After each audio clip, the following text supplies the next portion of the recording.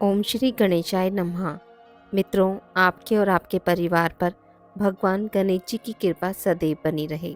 हिंदू पंचांग के अनुसार माघ महीने के कृष्ण पक्ष की चतुर्थी तिथि को संकट चतुर्थी व्रत रखा जाता है। संकट चतुर्थी व्रत को संकष्टी चतुर्थी, संकटा चौथ, तिल चौथ, लांबोदर चतुर्थी, तिलकुट चौथ और माघी चौथ के नाम से मनाया जाता है। संकट चौथ व्रत में माताएं अपनी संतान की लंबी आयु और सुखी जीवन की कामना के लिए दिन भर उपवास रखती हैं। यह व्रत संतान प्राप्ति के लिए भी किया जाता है। दिन के समय कथा सुनी जाती है और शाम के समय गणेश जी की पूजा करने के बाद चंद्रमा को अर्घ्य देकर व्रत को खोला जाता है। राजस्थान में संकट चौथ व्रत माता संकट को समर्पित किया जाता है। संकट चौथ माता का मंदिर अलकर से 60 किलोमीटर दूर संकट गांव में स्थित है। प्रसाद के रूप में तिल तथा गुड़ से बने लड्डू, ईख, शकरकंद, अमरूद, गुड़ तथा घी को अर्पित करने की महिमा है। साल 2025 में संकट चौथ व्रत 17 जनवरी दिन शुक्रवार को रखा जाएगा। चतुर्थी तिथि प्रारंभ होगी 17 जनवरी को सुबह 4:06 पर।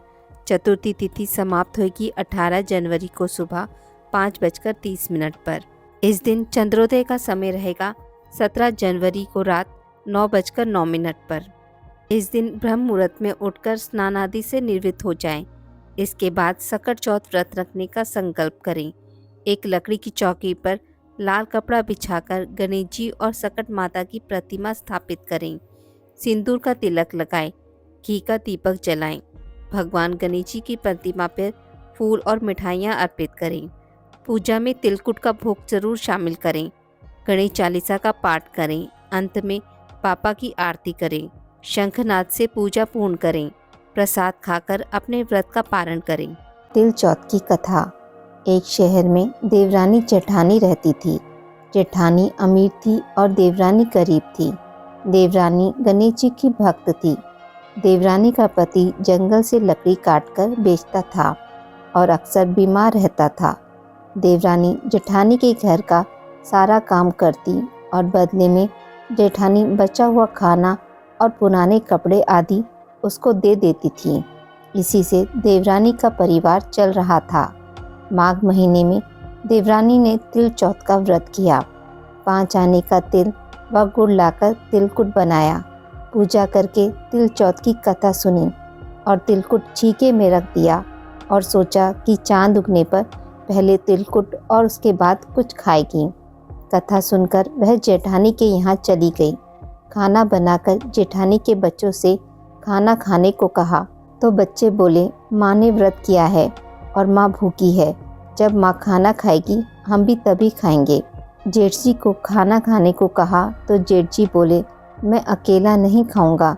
जब चांद निकलेगा तब सब खाएंगे, तभी मैं भी खाऊंगा। जेठानी ने उससे कहा कि आज तो किसी ने भी अभी तक खाना नहीं खाया, तुम्हें कैसे दे दूं? तुम सुबह सवेरे ही बचा हुआ खाना ले जाना। देवरानी के घर पर पति बच्चे सब आस लगाए बैठे थे कि आज तो त्योहार है, इसलिए कुछ पकवान आदि खाने को मिलेगा। परंतु जब बच्चों को पता चला कि आज तो रोटी भी नहीं मिलेगी तो बच्चे रोने लगे। उसके पति को भी बहुत गुस्सा आया और कहने लगा, सारा दिन काम करके भी 2 रोटी नहीं ला सकती तो काम क्यों करती हो? पति ने गुस्से में आकर पत्नी को कपड़े धोने के धोबने से मारा। धोबना हाथ से छूट गया तो पाटे से मारा। वह बेचारी गणेश जी को याद करती हुई रोती रोती पानी पीकर सो गई। उस दिन गणेश जी देवरानी के सपने में आए और कहने लगे, धोबने मारी, पाटे मारी, सो रही है या जाग रही है? वह बोली, कुछ सो रही हूँ, कुछ जाग रही हूँ। गणेश जी बोले, भूख लगी है, कुछ खाने को दे। देवरानी बोली, क्या दूँ? मेरे घर में तो अन्न का एक दाना भी नहीं है। जेठानी बचा कुचा खाना देती थी, आज वह भी नहीं मिला। पूजा का बचा हुआ तिलकुट छीके में पड़ा है, वही खा लो। तिलकुट खाने के बाद गणेश जी बोले, धोबने मारी, पाटे मारी, निमटाई लगी है, कहाँ निमटे? वह बोली, यह पड़ा घर, जहाँ इच्छा हो वहाँ निमट लो। फिर गणेश जी बच्चे की तरह बोले, अब कहाँ पहुँचूँ? नींद में मगन देवरानी को बहुत गुस्सा आया कि कब से तंग किए जा रहे हैं। सो बोली, मेरे सर पर पहुँचो। और कहाँ पहुँचोगे? सुबह जब देवरानी उठी तो यह देखकर हैरान रह गई कि पूरा घर हीरे मोती से जगमगा रहा है। सिर पर जहाँ विनायक जी पहुँचनी कर गए थे, वहाँ भी हीरे के टीके व बिंदी जगमगा रहे थे। उस दिन देवरानी जेठानी के यहाँ काम करने नहीं गई। बड़ी देर तक राह देखने के बाद जेठानी ने बच्चों को देवरानी को बुलाने भेजा। जेठानी ने सोचा कल खाना नहीं दिया, इसलिए शायद देवरानी बुरा मान गई है। बच्चे बुलाने गए और बोले, चाची माँ ने बुलाया है, सारा काम पड़ा है। देवरानी ने जवाब दिया, अब उसकी ज़रूरत नहीं है, घर में सब भरपूर है गणेश जी के आशीर्वाद से। बच्चों ने घर जाकर माँ को बताया कि चाची का तो पूरा घर हीरे मोतियों से जगमगा रहा है। जेठानी दौड़ती हुई देवरानी के पास आई और पूछने लगी, यह सब क्या हुआ और कैसे हुआ? देवरानी ने उसके साथ जो हुआ वो सब कह डाला। घर लौटकर जेठानी ने अपने पति से कहा कि आप भी मुझे धोने और पाटे से मारो। उसका पति बोला कि हे भली मानस, मैंने कभी तुम पर हाथ भी नहीं उठाया, मैं तुम्हें धोने और पाटे से कैसे मार सकता हूँ? वह नहीं मानी और जिद करने लगी। मजबूरन पति को उसे मारना पड़ा। उसने ढेर सारा घी डालकर चूरमा बनाया और छीके में रखकर सो गई। रात को चौथ विनायक जी सपने में आए और कहने लगे, धोने मारी, पाटे मारी, सो रही है या जाग रही है? जेठानी बोली, कुछ सो रही हूँ, कुछ जाग रही हूँ। गणेश जी महाराज बोले, भूख लगी है, क्या खाऊं? जेठानी ने कहा, हे गणेश जी महाराज, मेरी देवरानी के यहाँ तो आपने सूखा तिलकुट खाया था, मैंने तो झरते घी का चूरमा बनाकर आपके लिए छीके में रखा है, फल और मेवे भी रखे हैं, जो चाहे खा लीजिए। बाल स्वरूप गणेश जी बोले, अब निपटे कहाँ? जेठानी बोली, उसके यहाँ तो टूटी फूटी झोपड़ी थी, मेरे यहाँ तो कंचन के महल में जहाँ चाहो निपटो। फिर गणेश जी ने पूछा, अब पहुँचूँ कहाँ? जेठानी बोली, मेरे ललाट पर बड़ी सी बिंदी लगाकर पहुँच लो। धन की भूखी जेठानी सुबह जल्दी उठ गई। सोचा घर हीरे जवाहरात से भर चुका होगा, पर देखा तो पूरे घर में गंदगी फैली हुई थी, तेज बदबू आ रही थी। उसके सर पर भी बहुत सी गंदगी लगी हुई थी। उसने कहा, हे गणेश जी महाराज, यह आपने क्या किया? मुझसे रूठे और देवरानी पर टूटे। जेठानी ने घर की सफाई करने की बहुत कोशिश करी, परंतु गंदगी और फैलती गई। जेठानी के पति को मालूम चला तो वह भी बहुत गुस्सा हुआ और बोला, तेरे पास इतना सब कुछ था, फिर भी तेरा मन नहीं भरा। परेशान होकर चौथ के गणेश जी से मदद करने की विनती करने लगी। गणेश जी ने कहा, देवरानी से जलन के कारण तूने जो किया था यह उसी का फल है। अब तू अपने धन में से आधा उसे दे देगी, तभी यह साफ होगा। उसने आधा धन बांट दिया, किंतु मोहरों की एक हांडी चूल्हे के नीचे गाड़ रखी थी।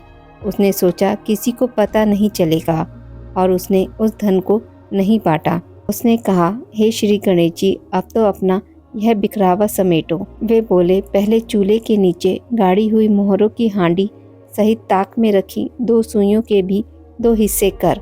इस प्रकार गजानन ने बाल स्वरूप में आकर सुई जैसी छोटी चीज का भी बंटवारा किया और अपनी माया समेटी। हे गणेश जी महाराज, जैसी आपने देवरानी पर कृपा करी वैसी सब पर करना।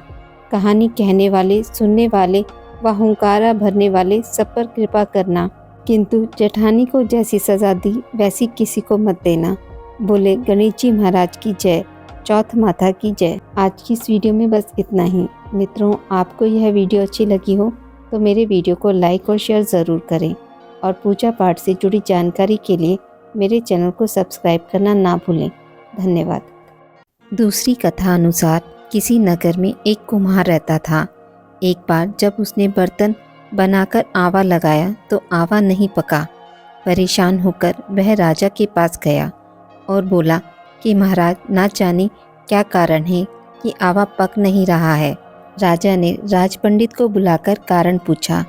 राजपंडित ने कहा, हर बार आवा लगाते समय एक बच्चे की बलि देने से आवा पक जाएगा। राजा का आदेश हो गया। बलि आरंभ हुई। जिस परिवार की बारी होती वह अपने बच्चे में से एक बच्चा बलि के लिए भेज देता।